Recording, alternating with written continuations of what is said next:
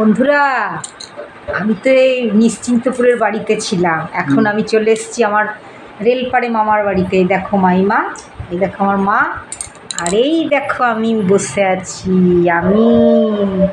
আমার ছবিটা ভালো আসবে না, কারণ অত সাজুগুজু করিনি। যা গরম, বাপরে, পাচ্ছি না। এখানে এসিতে এলাম, এই যে এসি লাগানো আছে মাইমার ঘরে। তো এই মুড়ি টুড়ি খাওয়া হলো, এই থালা বাটি সব পড়ে আছে, বোতল জলের ব্যাগ নিয়ে এসেছি। মাইমা হাসছে। এই দেখো এসছি মাইমার ঘরে, বললাম না সেই আমার সেই রেলপাড়ে। এই যে আমার দাদু দিদা, এটা আমার দাদু দুর্গানন্দ চট্টোপাধ্যায়, এটা আমার দিদা। হ্যাঁ, মাইমা আবার খেতে দিয়েছে, কি সুন্দর দেখো, দারুণ সুন্দর।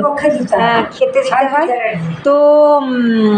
মানে জানো তো, এখানে আমি আজকে ভেবেছিলাম যে করব, ওই তোমার এই রাস্তায় একটু ভিডিওগুলো করব, কারণ এখানে অনেক ঠাকুর মন্দির আছে। তো ঠাকুর মন্দির আছে বলে, কিন্তু এত শর্ট টাইমে কি আর হয়? সকাল থেকে আসতে হবে। তো শর্ট টাইম, আমি তো সকাল থেকে আসিনি, আসা হয় না। তো সেই জন্য আমি ভাবলাম যে করবো, তো করা হলো না। তো এখন করতে লাগলাম। খাওয়া দাওয়া হয়ে গেল, নিয়ে ভাবছি যে পিকটা একটু নেবো ভেবেছিলাম। সবাই মিলে তো একসঙ্গে আসা হয় না, না? তো নিলাম ওই জন্যে। তো এটা আমার মামার, মানে এই বাড়িটা, এই রুমটাতে আমার দাদু দিদা থাকতো। কোন ছোট থেকে এখানে আসা যাওয়া করেছি। তো সেই জন্য দেখলাম যে এই রুমটার এই মোকাতে আমি একটা ফটো তুলে নিলাম। দাদু দিদার ছবি এখানেই পেয়ে গেলাম। তো আজকে বেশিক্ষণ আর মানে এখানে স্টে করতে পারবো না, কারণ টোটো পাবো না।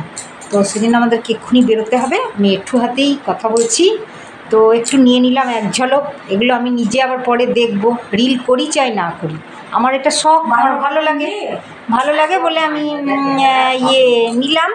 তো এখানে না, সত্যি কথাই সব পাওয়া যায়, মানে এটা একটা মিনি মার্কেট।